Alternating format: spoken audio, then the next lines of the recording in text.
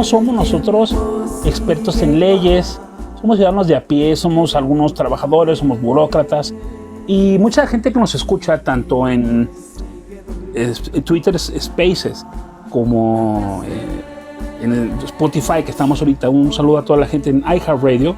Estamos transmitiendo XERS, la estación que llegó para quedarse desde México. Tenemos el gusto y el honor de que una persona que entiende de la magistratura, de los asuntos que para nosotros son temas remotos, pero que él las tiene como parte de su vida cotidiana. Estimado Grillo Sadir, estamos en vivo. Muy buenas tardes, buenas noches.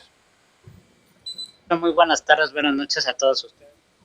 Pregunta de ¿cómo nos afecta esta reforma judicial que estamos teniendo? ¿Qué está haciendo? ¿Qué está pasando con esta reforma que ha provocado tanta controversia?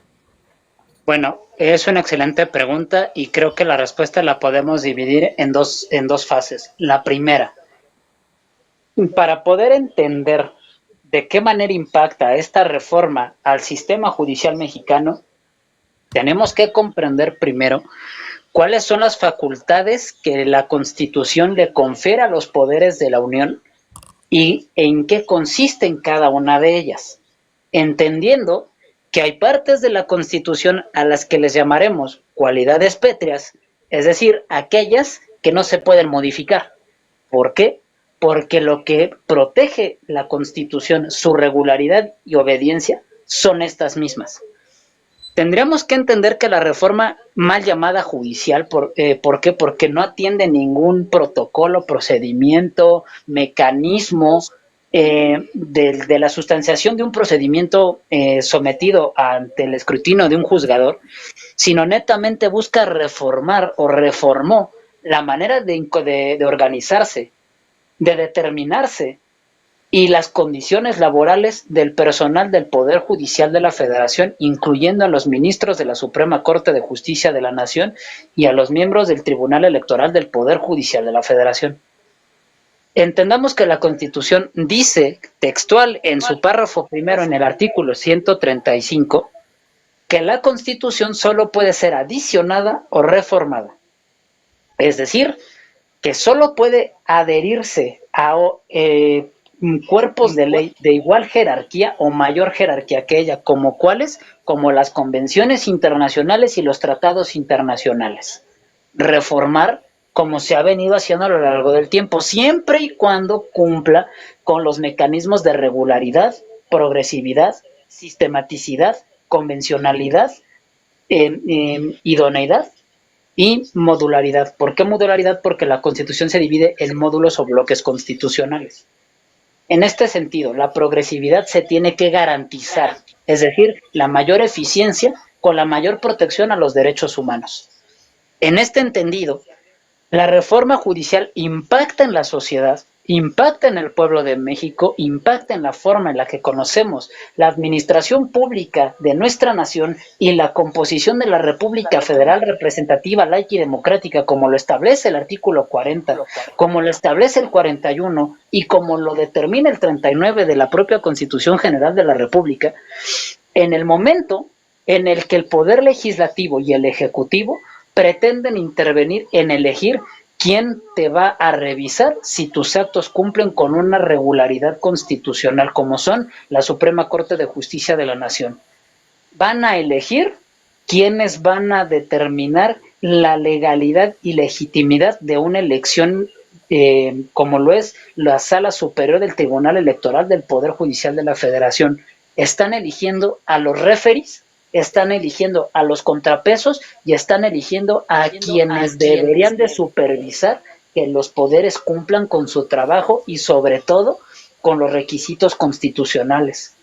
¿De qué manera afecta? Afecta de que el día de hoy el Poder Judicial dejó de ser un contrapeso eficiente y eficaz en el momento en el que de manera discrecional, porque no se tiene un criterio ni se establece una idoneidad del por qué la Cámara de Diputados, por qué la Cámara de Senadores van a escoger colegios o comités de evaluación para determinar quién puede llegar a ser miembro y quién no puede llegar a ser miembro. Pues la reforma, como ya lo dije anteriormente, no busca ni pretende mejorar tiempos, plazos y términos en la sustanciación de un procedimiento, ni tampoco mejora de condiciones laborales con mayores sedes, con mayores plazas o tratar de cumplir con lo que dice la OCDE, que la OCDE nos dice que por cada 100,000 habitantes deben de tener 65 jueces. Hoy tenemos 4 en México, es decir, faltan 61 por cada 100,000. Hoy solo existen 4, 77 sedes en 32 estados. No existe verdaderamente una sana dispersión del trabajo o repartición del trabajo. Y aún así, esta reforma pretende generar mayor carga de trabajo con otro tipo de reformas que tocaremos más adelante. La segunda directriz en esta pregunta se concluye. La reforma no fortalece al sistema judicial mixto. ¿Por qué? Porque le genera ciertos vicios, como cuáles, como el hecho de que el juzgador tiene que ser electo por aquellos a quienes tiene que revisar su actuar. Es, por así decirlo, yo para poderme titular tuve que pasar por un sínodo. Yo es de decirles a esos sinodales que para poder ser sinodales me tienen que presentar un examen a mí para ver si realmente pueden ser sinodales, y si pasan conforme a mis criterios, entonces van a poder ser sinodales y entonces me podrán decir si me puedo titular. Ese mismo sinsentido lo estamos pasando al Poder Judicial. ¿Por qué? Porque un ministro no es un juez. Un ministro está muy por encima de un juzgador. El ministro de la Suprema Corte tiene por objeto analizar que una ley cumpla con la progresividad, con la regularidad, con la convencionalidad, con la sistematicidad, con la idoneidad, con la modularidad de la Constitución, sus leyes y complementos. Entonces, si el vigilar que el Poder Ejecutivo y Legislativo cumpla con la Constitución y los tratados internacionales ahora está sometido a que el Ejecutivo decida quién puede ser ministro, entonces los legisladores y los ejecutivos van a elegir quién puede ser aquel que les diga si pueden o no pueden hacer las cosas. Se rompió el contrapeso, se rompió la división de poderes y sobre todo se rompió la independencia judicial. Entonces, el argumento que tienen, que es para abatir la corrupción, ¿es una falacia? Sí, es una falacia. ¿Por qué lo es? Muy simple. Porque no podemos decir que esta reforma le va a generar prontitud y expeditud a las personas. No es cierto. Porque se siguen dejando los mismos mecanismos de ley, los mismos plazos, los mismos tiempos y los mismos términos en las leyes reglamentarias, como es el Código Nacional de Procedimientos Penales, como es el Código de Procedimientos Federal Administrativo, como lo será en su momento el Código Nacional de Procedimientos Civiles y Familiares. No mejoran los tiempos, se quedan exactamente igual.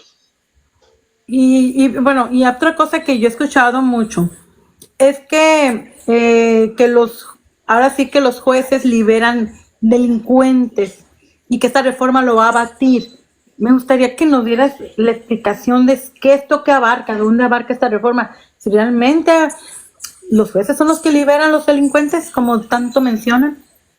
No, aquí influyen diferentes aspectos.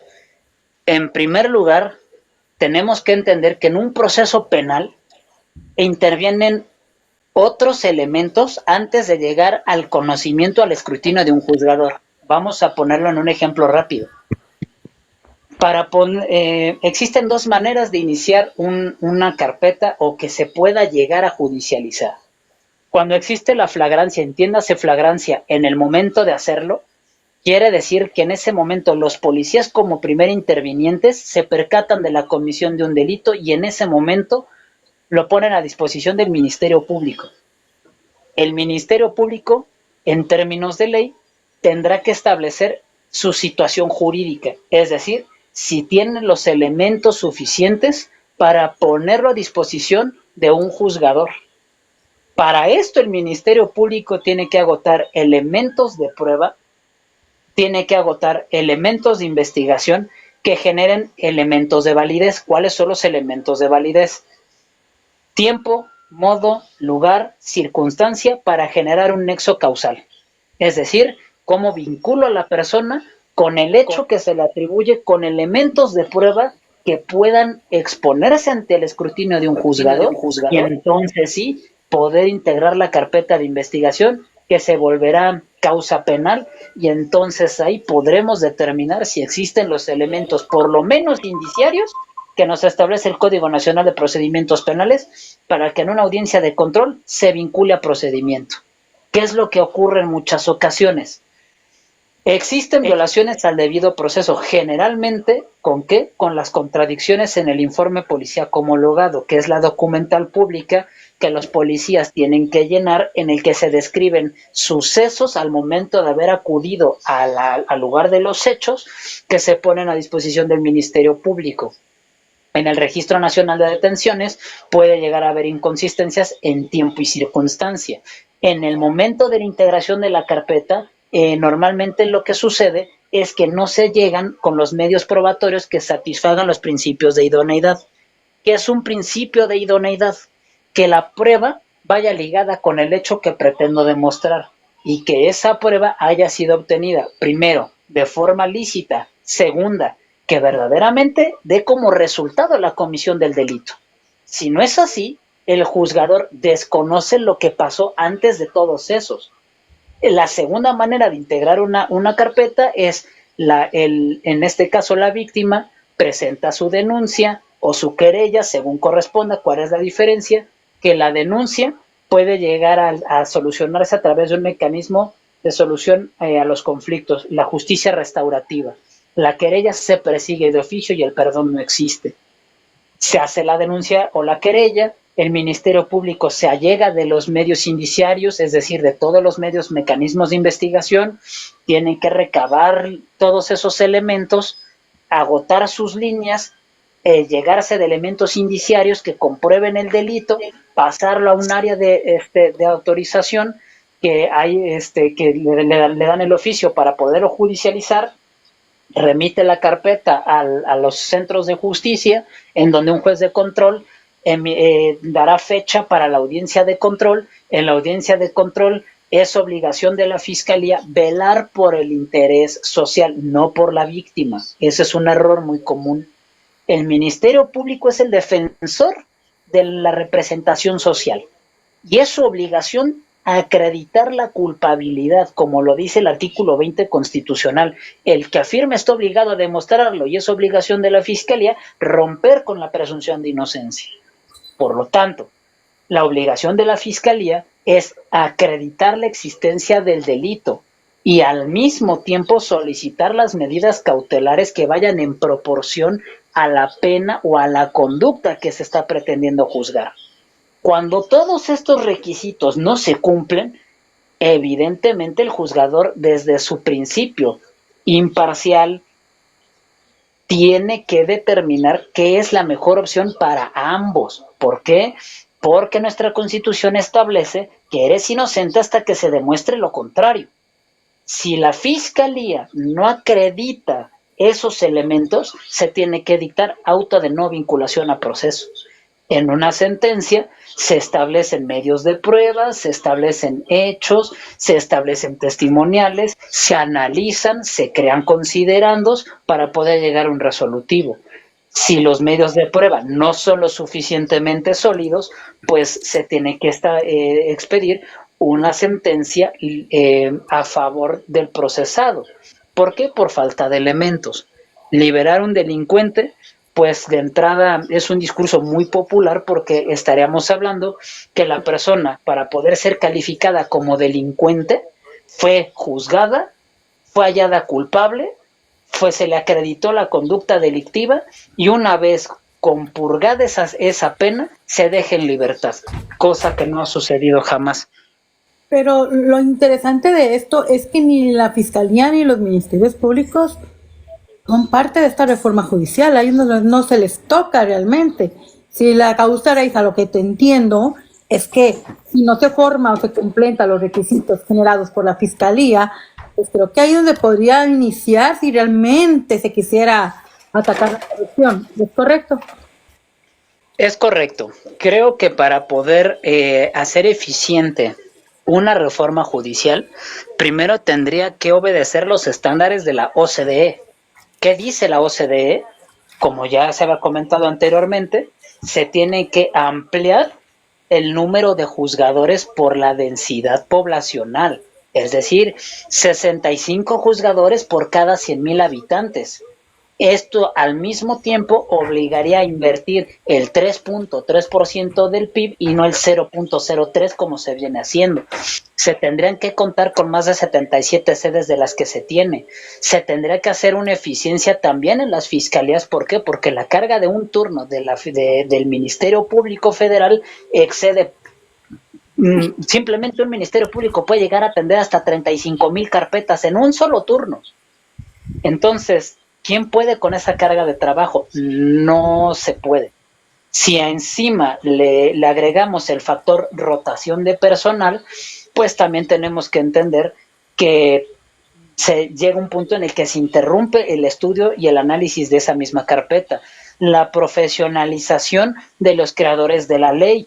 ¿Por qué? Porque si bien es cierto, el diputado no puede estar sometido a un perfil profesional porque se rompe el principio de representación popular, esto no evita que exista un colegio de asesores que permita crear leyes eficientes. ¿Por qué? Porque a veces el mismo problema es la ley.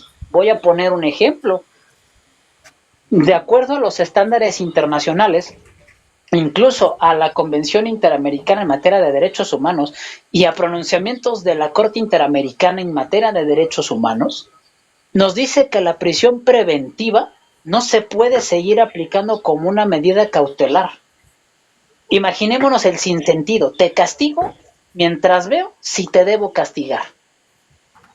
Te trato como si tu presunción de inocencia se hubiera roto mientras debo de analizar si debo de romper tu principio de presunción de inocencia. Y el párrafo segundo del artículo 19 de la Constitución nos la sigue aplicando, nos sigue diciendo que hay que aplicar la prisión preventiva oficiosa. También la misma Constitución nos dice que se deben de privilegiar en toda decisión del Estado la protección de los derechos de las niñas y de los niños como un interés superior. Es el párrafo 9 del artículo 4 constitucional. Yo no entiendo cómo en estos momentos podemos decir que el no dotar a los menores con el derecho a la educación, cómo garantizarles el acceso a la salud, protege ese interés superior. Es en este tenor que una reforma judicial debe de ser íntegra. ¿Por qué? Porque deben de cumplirse 3 principios: procuración, impartición y administración de justicia. Conductas que comparten los 3 poderes. ¿Por qué? Porque la procuración la comparten ejecutivo y judicial. La impartición es el judicial con el ejecutivo involucrando al legislativo, y la administración le corresponde al legislativo.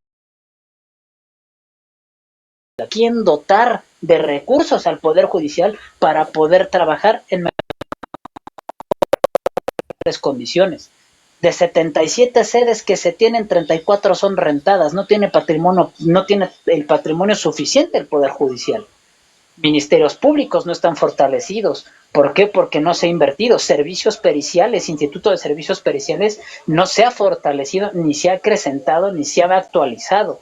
El marco de ley, seguimos trabajando con principios sumamente superados de acuerdo a los estándares internacionales.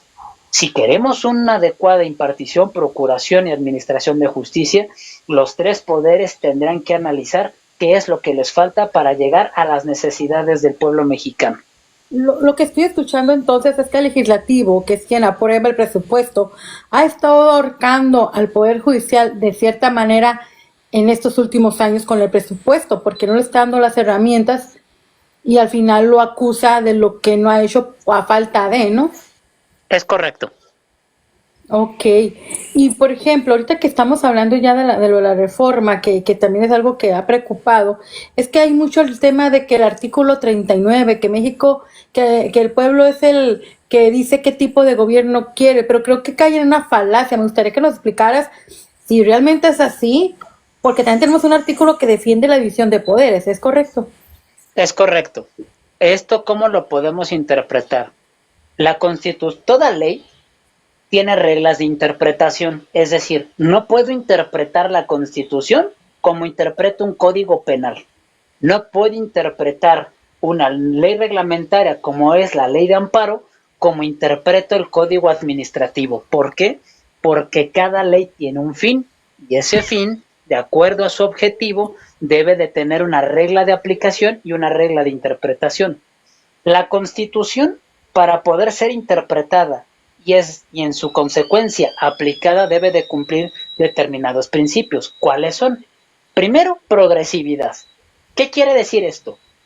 La progresividad se describe estrictamente como una cualidad que se le adhiere a los derechos humanos en los que el Estado está obligado a garantizarte su máximo ejercicio.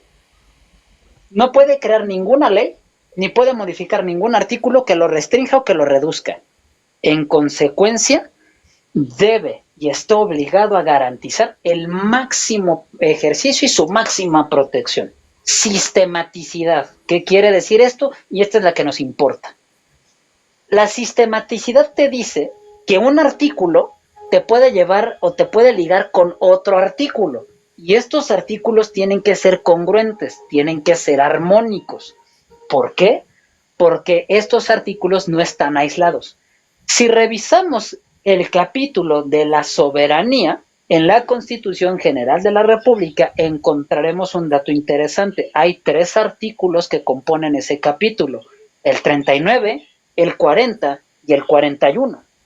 El artículo 39, si bien es cierto, nos dice que la soberanía recae esencialmente en el pueblo. Los poderes de la Unión dimanan originalmente de él, esencialmente de él.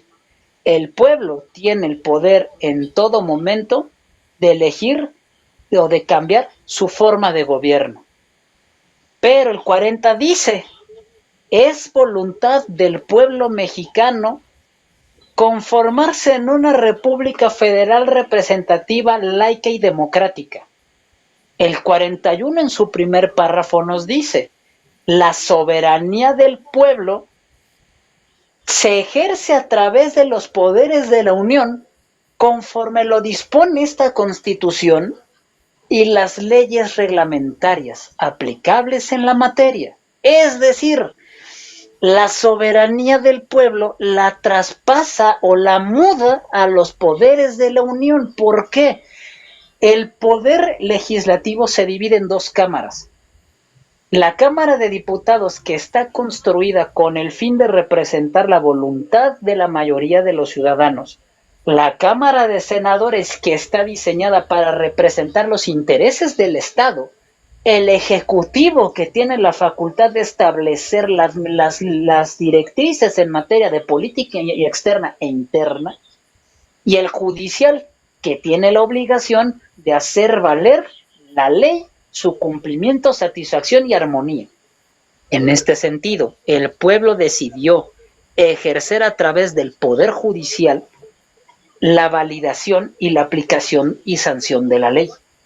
En este sentido, también nos dice la Constitución en su artículo 49 que ningún poder puede concentrarse en un solo poder o no se depositará en una sola persona, de ahí que lo divide en 3, ejecutivo, legislativo y judicial. Como podremos ir viendo, el 39, el 40, el 41 junto con el 49 ya se llevan y no están exactamente consecutivos. A eso se refiere la sistematicidad. El hecho de decir es que el 39 dice que el pueblo puede cambiar su forma de gobierno en todo momento, sí, pero no. ¿Por qué? Porque la propia Constitución a lo largo de su texto nos dice qué podemos hacer y qué no podemos hacer. De ahí que el 135 de la ley de la propia Constitución nos dice que la Constitución solo puede adicionarse, es decir, se puede apegar con algo más, como son los tratados internacionales, o puede reformarse. Sí, pero también los artículos 103, 105 y 107 nos ponen una regla. No puedes atentar contra los derechos humanos. El 136 nos dice, esta Constitución no puede ser inobservada. ¿Por qué? Porque a lo largo de su texto nos dice qué puede hacer y qué no puede hacer un poder de la Unión. En el mismo tenor, también nos dice que el poder que tiene el control concentrado de la Constitución, es decir, el constante revisor de la Constitución, su intérprete oficial, es la Suprema Corte de Justicia de la Nación. De ahí que tenemos que aplicar principios de regularidad constitucional. La regularidad constitucional consiste en el hecho de que la Constitución no se puede contradecir entre sí, ni tampoco puedes modificar lo que tú quieras porque así lo decidió el pueblo porque votó por nosotros. No, porque la propia Constitución te establece mecanismos de protección. Les vamos a llamar medios de control constitucional, como es la acción de inconstitucionalidad, la controversia constitucional consagrados en la fracción primera y segunda del artículo 105 y el juicio de amparo establecido en el 103 y 107. Pero también la propia Constitución nos dice, si bien es cierto, yo voy a ser tu parámetro, primero me tienes que observar a mí. Igual de cierto es que no necesariamente soy absoluta. ¿Por qué? Porque reconozco que también hay tratados internacionales que son constitución. Entonces, si yo constitución no alcanzo, tienes que dejarme de lado y atender lo que dicen las convenciones y tratados internacionales. Ese texto lo tenemos en el 133 y en el párrafo primero del artículo primero de la Constitución. Al grado que la propia Constitución nos dice, toda persona gozará de los derechos humanos y de las garantías individuales que esta Constitución y los tratados internacionales de los que el Estado mexicano sea parte reconozcan, es decir, no los crea, los adopta. En ese momento la Constitución nos está estableciendo qué puedo y qué no puedo hacer. Por lo tanto, decir que el artículo 39 me da la facultad de mover lo que yo quiera en la Constitución porque el pueblo dice, no es cierto. Es una interpretación no solo